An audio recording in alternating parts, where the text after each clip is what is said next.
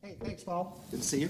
Good morning, and I don't know if this is an enviable or unenviable position be between you and leaving, but let's try and make this at least entertaining and interactive if we can. I'm going to talk about the Internet of Things. How many people know what the Internet of Things is? How many people participate in the Internet of Things today? Anybody got a smartphone? You got 16 sensors in there that's on the Internet. Anybody have a Nest thermostat? Nest thermostat, in fact, Black Hat last year, they showed how to hack it. So, just more things to worry about. Really want to talk about the Internet of Things, how it's come about, and give you some examples of that, just to level set you on that, and kind of relate that to fabrics. I came out of the server group, and in fact used to work with Paul in the server group doing chipsets, and worked on a couple of fabric opportunities there. So I'm going to try and relate this to fabrics for you, and really to big data that fabrics are going to end up plugging into underneath. I think that you're going to see a natural synergy between the Internet of Things and big data, because that's really how the value from the Internet of Things is going to be harvested. It's going to be harvested by analyzing data and catching insights out of that and creating services. So with that, let's get started here. These are examples of things that are actually on the internet today. Yes, you can go to an internet-connected urinal at the London airport. It's actually being used to help them, instead of doing periodic maintenance, it tells them when they need to send somebody in to clean them up, and they're actually saving money by doing it just in time. Cupcakes, they aren't really cupcakes. It's a cupcake machine that's on the internet, and it's really helping them keep it stocked. Beer kegs on the internet. Now, why would you put a beer keg on the internet? Why not? Well, that's probably where it started, right? But the reason they put it on there is they can get about 10 more glasses of beer out of the keg by putting a weight sensor in it and being able to communicate to a tablet at the bar. It essentially pays for itself. But the neat thing about Internet of Things is that they're going to be developed for a specific purpose, but since they're on the internet, they're actually going to be able to connect between sensors and create all kinds of applications that were never imagined to begin with. Medical devices, fitness devices. This is a blood pressure cuff that can actually record that. Provide the information to your doctor. You don't have to go in for an office visit if you're doing monitoring of that. Connected cars. I mean, right now there's probably in the order of 50 to 100 microprocessors on a car these days. That you've moved from mechanical, electrical systems to electromechanical, and they're controlled being provided by microcontrollers. And everything up to the engine controller and now in-vehicle entertainment systems. All kinds of possibilities with connected cars in terms of allowing them to talk to each other, detect when the car in front of them is slowing down, when there are traffic jams, actually putting in peer-to-peer systems. Smart cities themselves, doing the smart grid, doing smart water, doing air pollution kinds of things. In fact, if you look at smart cities, that's a poster child for Internet of Things. These are a couple of real examples of things going on today. Just an hour and a half up the road in San Jose, they're doing air quality monitoring with a set of sensors that they've gotten for probably about $1,000, replacing a $100,000 EPA sensor. Just trying to understand what the air quality is and relate that to traffic flows and what they can do on bad days. Nation's capital, they're actually putting in an automation on Pennsylvania Avenue to do street lighting and parking, and actually helping people call for assistance. Ambulance routing being done now just with sensors in the ambulance. There's actually systems at home for you to have your medical data come with you in the ambulance to the hospital, transferred into the emergency room, so that they actually have more history than just the last 2 minutes they've had you there. Systems to help Good Samaritans understand when somebody's having a heart attack or choking, that they can rally to their assistance, and even pollen tracking going on right now. Smart cities, especially when you start looking at the systems and the control, are a very good case of the Internet of Things. And while I mentioned that, control is one of the things that gets added in on top of this. Up to now, we've done embedded systems with controls, direct point-to-point communications. But really, what has made that all come about is the technology, and I'll talk about that in a second. But before I leave that, wearables. Wearables right now, it's a Timex with a Bluetooth. If you saw the announcement earlier this week of the iPhone being able to hook into the Apple Watch, that's a good example of that. There are already watches out there now that do biometrics on you, measure your pulse, blood pressure, blood oxygen even. Those, right now, you have to Bluetooth into a smartphone. The mica bracelets here are something that Intel went off and did about a year ago, and those actually have 3G wireless direct to the internet. And then in the lab, we're working on the one that's bulletproof, so you may have seen our model before. These are the jokes, folks. You know, I've tried it with my daughters. They don't really get it, so thank you for laughing anyway. The Internet of Things, it's really going to be the engine that feeds big data. You think about what we've got up to now, you know, 50 petabytes of data on the internet over the last 30 years have all been pretty much typed in by somebody somewhere and fed through a system and expanded. But going forward, you're going to see the bulk of the data coming in from ubiquitous sensors. And the reason they're ubiquitous is because they've come down in cost radically. You know, I talked about the $1,000 sensor replacing $100,000 sensors. You know, these sensors here are, you know, less than $1 for pretty much most physical phenomenon you can measure. Standard communications, this is really what's driving all the people marketing embedded systems to the internet, is if you're going to do communications, and that's pretty much a standard requirement now, you're going to go to the internet because that gives you the most market flexibility. And then finally, distributed computing, the fact that you can take something that's the right size for the application and put it out there. I mean, everything from, you know, 8-bit micros, 4-bit micros, all the way up to Xeon class. And yes, there are Xeon class machines. In fact, I'm aware of a wind machine, you know, big megawatt generator, has 17 server class Xeons in it, doing individual access control and optimization. That kind of span of compute power is really going to drive all kinds of applications. That really is what brought us to the Internet of Things. And the way I think about the Internet of Things is it's robots with cell phones. It's things that are doing jobs for you and able to communicate with you or other machines. And then the big thing that comes out of that is that this is what's going into the funnel of big data. And this is zettabytes. I think if we didn't last year, we're pretty dang close to crossing the 4 zettabyte per year data level on the internet. We're headed for 35 zettabytes of stored data by 2020.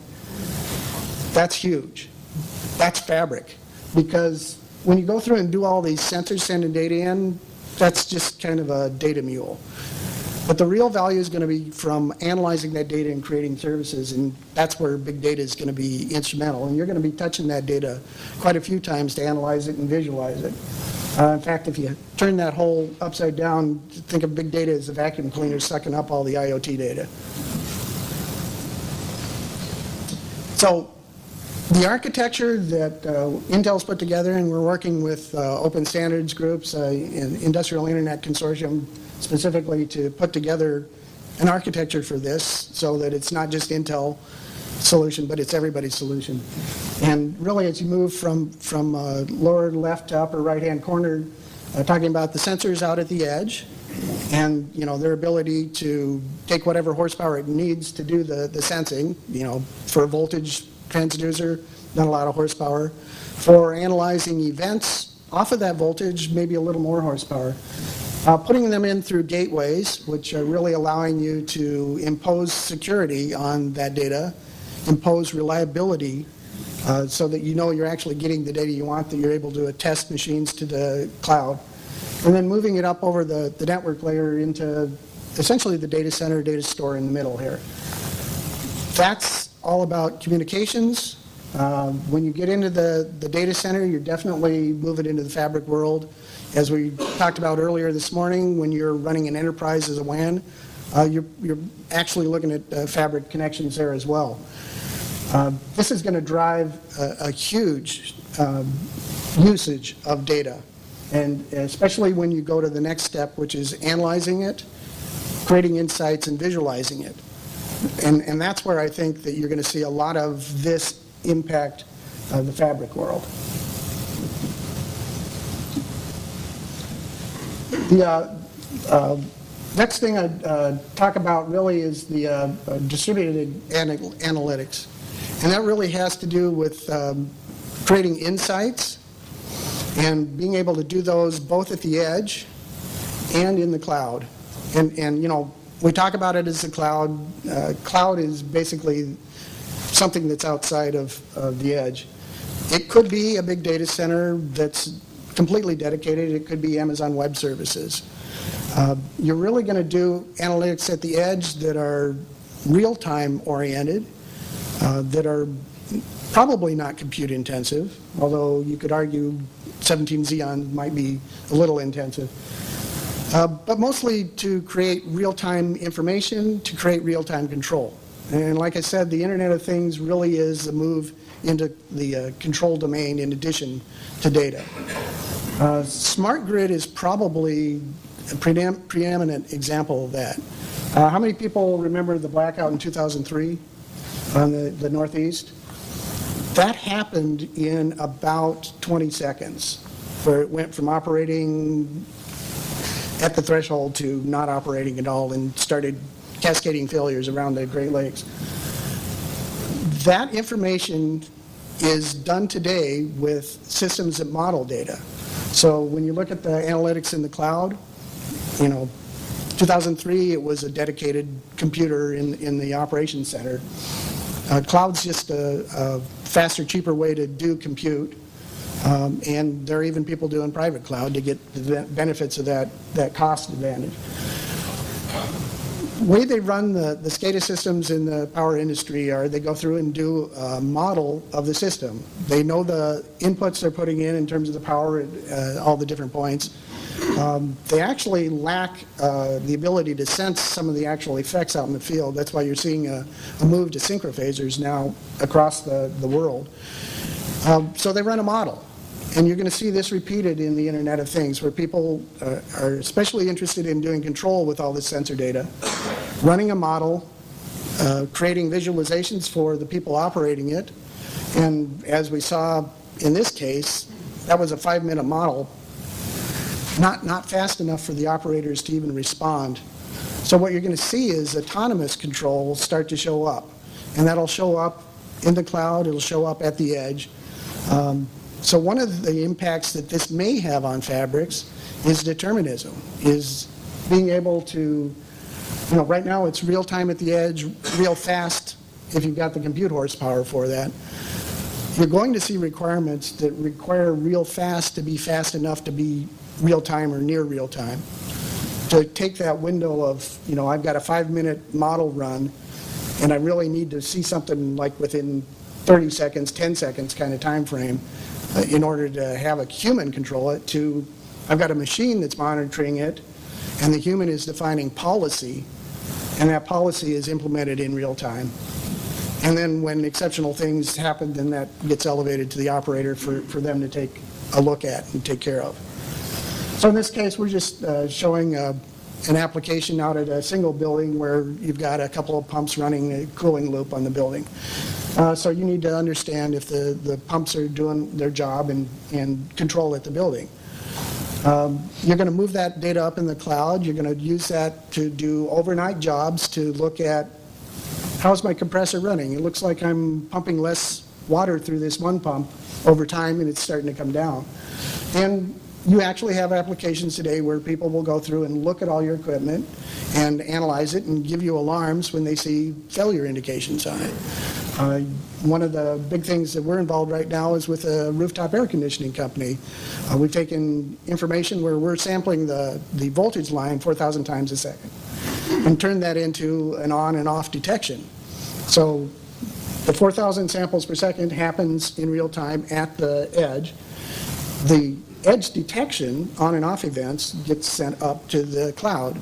And then that is actually used to monitor a fleet of rooftop air conditioners and actually use those to optimize the energy usage. So when I get the opportunities to participate in demand response, utility pays me to stop using power during the worst part of the day for a couple hours.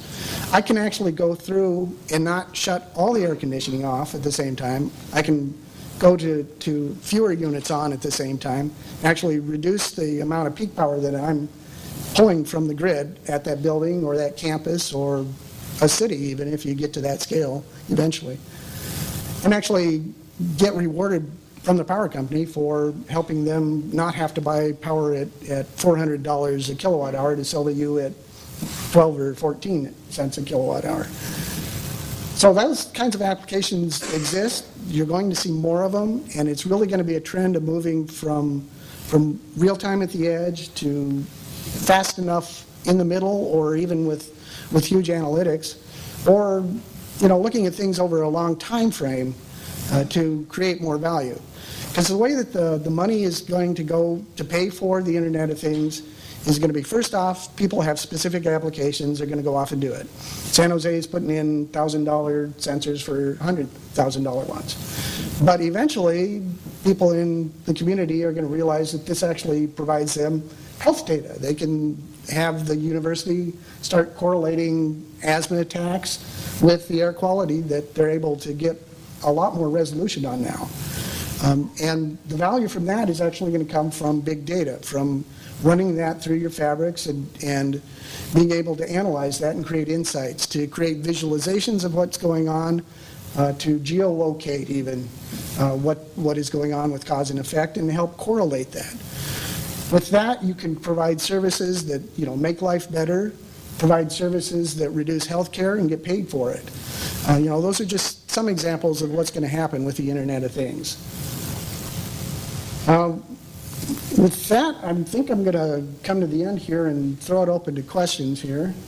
So first off, I don't think I mentioned it earlier, but 50 billion devices on the Internet by 2020, and half of those are going to be the traditional server, PC, cell phone, but the other half are going to be sensors and gateways. Going to zettabytes, 4 zettabytes on the internet coming up, and 35 of data here by 2020.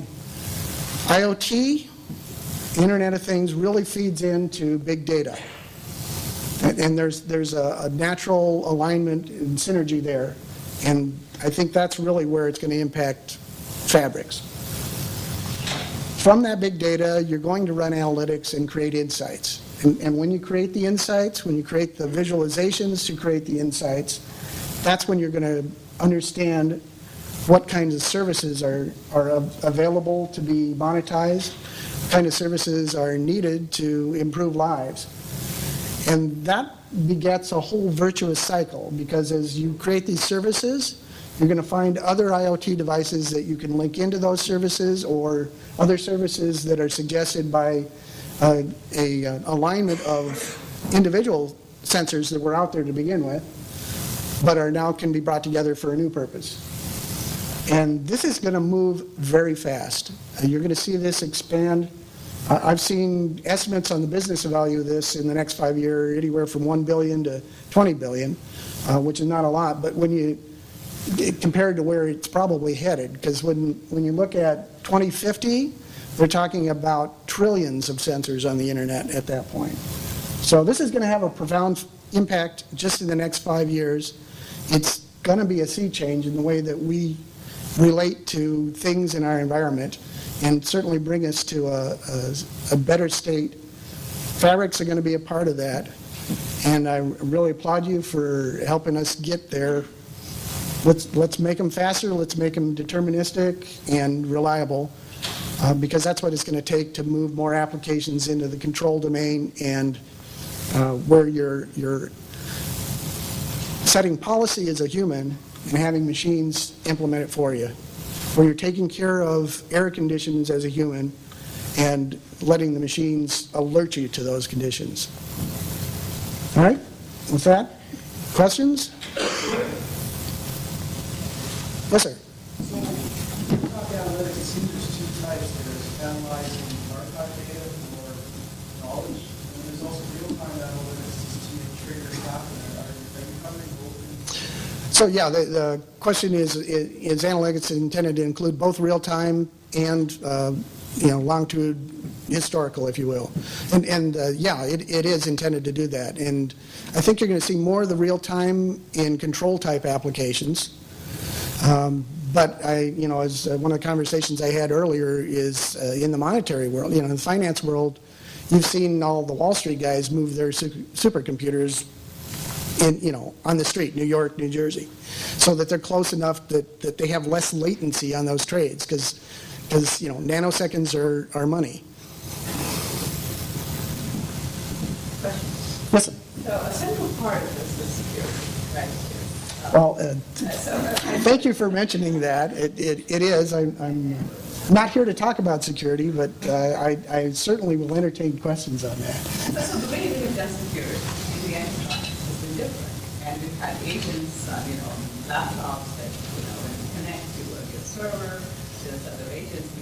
We have this whole model of kind of security, right? Right. But this security is different from that, right? Because of the low power nature of the devices. So to some extent it is. I think what you're going to see is that a lot of what exists on traditional system today are going to come down. We're actually in the process of moving McAfee. Intel Security is the Intel hardware assets, and McAfee virus protection, you're familiar with assets, and Wind River Linux hardened operating system together.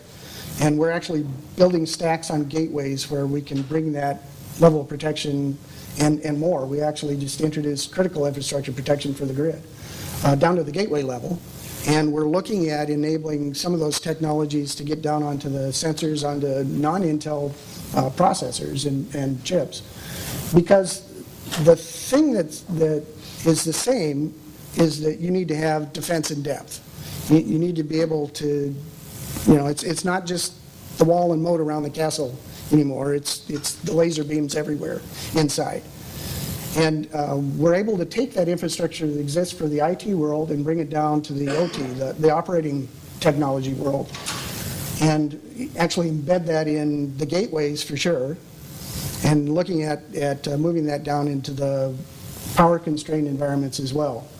And there really are things you can do with little amount of power. I mean, a simple one is whitelisting. In virus protection is blacklisting, right? I go through, and if I see something running that's on my blacklist, I tell you can't run that. Whitelisting takes the other approach. I'm building an application. I know everything that should be running on that device. So I have a whitelist of all the things that are allowed to run. And something as simple as that, if we just had whitelisting in the target breach last year, that would have stopped the whole thing. Well, I think that is, we use the same framework, but the nature of the device is very different. You cannot do the heavy encryption or you have lighter methods. Yeah, my expectation is that encryption will become de facto, even at the small micro end. And the reason for that is if I can't trust my data stream coming from sensors, I'm not going to invest in it. It's actually going to lower the rate of growth of the Internet of Things if we don't have security in there from the get-go. I mean, the Internet kind of backed into security. It was designed without it. There are things we're trying to do different this time around with the Industrial Internet Consortium and actually have that as a first consideration, in fact, as the foundation piece. When Intel talks about Internet of Things, and it's not the Intel security piece, it's the Intel IoT piece. When they go out and market it, the very first thing they start with is a tenet of built on security.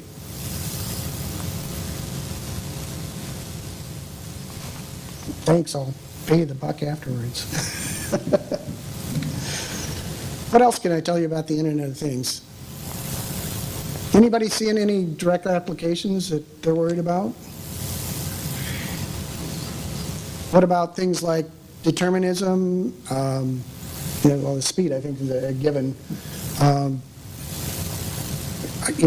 those things that are available today or that need to be added? I mean, as we start to get into the real-time piece of this, I think that you're going to see some control applications that will come into existence just because the infrastructure gets put in place. And, it'll be kind of a, requirement for one application and then somebody else uses it. And that'll just build up. Yeah, Paul. I don't want to put you on the spot, but I will anyway. So one of the things we've been talking about a lot the past couple of days from a non-technical but procedural perspective is how do we bridge the gap in understanding between what's needed and what we can provide. So what I'm looking for, and I was stimulated to ask that by what you just said, what I'm looking for is a mechanism by which we can boil down, what's going on here in the Internet of Things, which are fairly broad but incredibly insightful, requirements into something that we can begin to act on. Do you, or anyone else in the room for that matter, have any thoughts about how we go about bridging that gap? So we had Frank's conversation this morning about the TAC, and we talked about creating communities and so on. Any help? Well, I think a community discussion is certainly going to help. In the end, it's going to come down to somebody building something and kind of gnashing their teeth on the realities to get some of that started. I mean, it's like when you do a standard, right? You can write a standard, but until you've gone off and implemented it once, you're not really at the point where it's a good standard. So I guess my question to you is are there enough of these things, various things being built, that there are people that we can begin to communicate with to say, can we harvest some of the learnings that you're developing? And now, quite frankly, I'm thinking about, you described it as, the little tiny devices and then the edge, the gateways, and then the giant data centers. And I'm going to, incorrectly state that we've got the data center part under control because we don't understand big data analytics anywhere near as well as we should. But the one, at least we're aware of that. The one that, in my mind, we're not aware of is the gateway part. And what's going on there? Is there a role for high-performance fabrics in there that we hadn't thought about, and a corresponding set of, for lack of a better word, requirements or desirables? Well, yeah, so two things on that question. The first thing is you're going to see a couple of gateway-type applications that may require a gateway. I tend to think these are going to show up in control, time-critical kinds of applications. Smart grid's probably a place to start looking for those kinds of things. I mean, the 17 Xeons in a generator, right? I think that for the most part, though, the fabric stuff's going to happen up in the data center and with the visualization. Now, some of that may actually end up being things that are displayed remotely in a control center, in a distributed control center, where fabric, something that looks like a WAN today, where it would actually make sense. I mean, one of the other things that you triggered me thinking about was that encryption is key to all of this security piece. It would be good to have encryption built into the fabric because you have to do encryption for data at rest and for data in flight. You have to do both of those. And when you start talking about control systems, that becomes even more crucial. I think I answered most of that. Did I leave a part off? Oh, yeah, so the other thing that you ask about is how do you bring that information together? I think the place to start is with cyber physical systems, critical infrastructure type systems, where they have a modeling in place already today, where they're trying to do real-time control. So power grid, FAA radar system, operating rooms, even ER rooms for that matter, emergency room. Those are all cyber physical systems. They touch the real world, and that's where the Internet of Things piece is going to come in from the sensor point of view. And they have a lot of computation requirement to do some of the things they're doing. It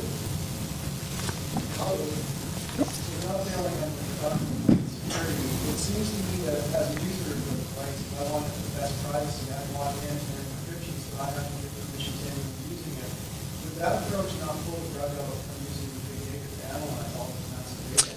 And so we actually are working on something for that. There is a standard out for direct autonomous attestation, so I can attest that you're a member of a group without revealing which member you are. A big example of that is driver's license. When I go in to drink, I got to give them my driver's license to prove that I'm over 21.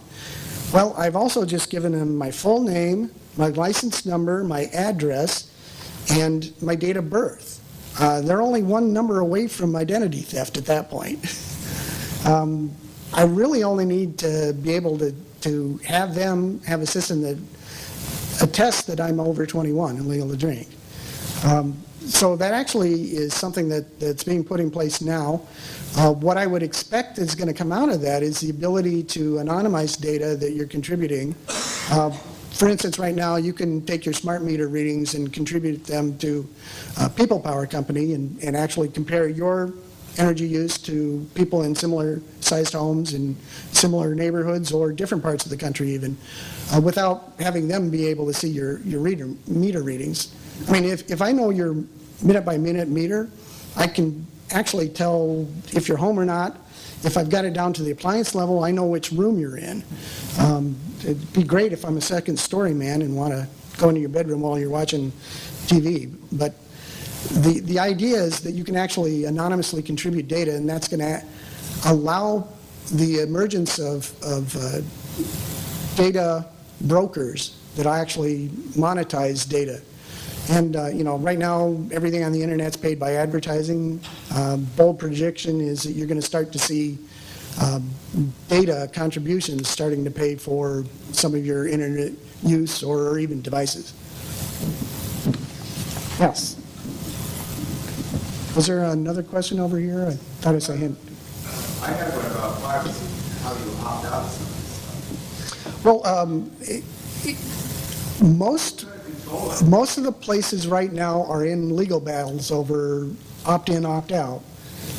And you basically have the people that are making money off of the data not wanting to put the world into an opt-in, and you've got the privacy advocates on the opposite side of that. There have been some landmark decisions already. At least in the state of California, energy data is owned by the homeowner.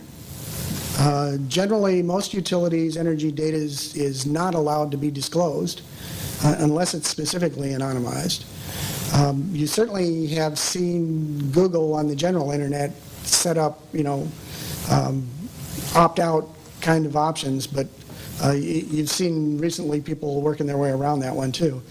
One of the interesting things that we just talked about the other day is you could actually use a gateway to, I buy a device that goes in my home, and then anything in my home that I hook in through the gateway to the internet, I actually am in control of anonymizing what goes out. So you will see those kinds of things emerge as services or products even. Yeah, privacy is security's smarter brother, I guess. Yes, sir. For a specific example of power saving, how much power are you going to spend to analyze the power that is In the end, it's going to come to how much money are you going to spend to do that. And I mean,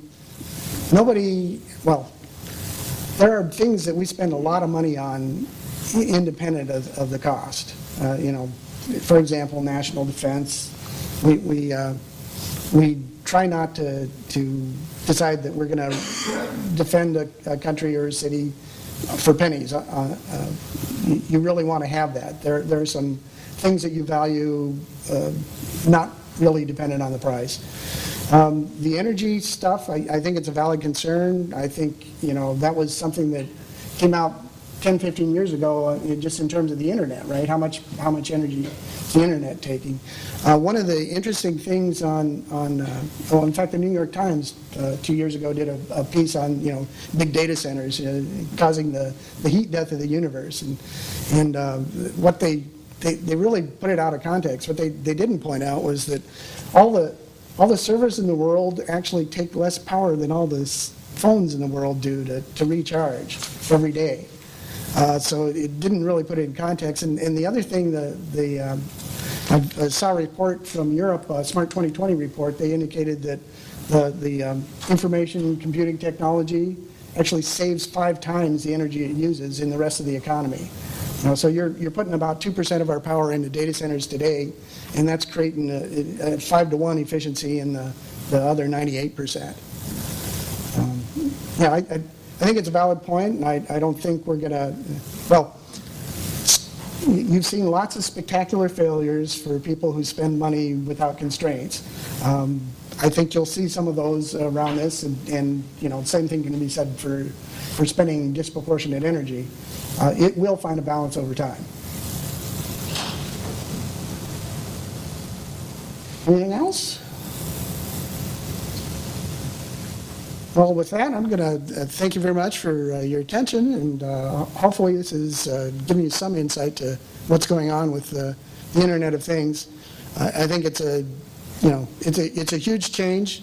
It's certainly going to drive business to the fabric world, and I'm really happy to hear you guys are thinking about how you make that better, because that's going to improve the whole experience. So the good news is we know who you are now, the Internet of Things. Bad news is we now know who you are. Thanks, guys. All right, thank you.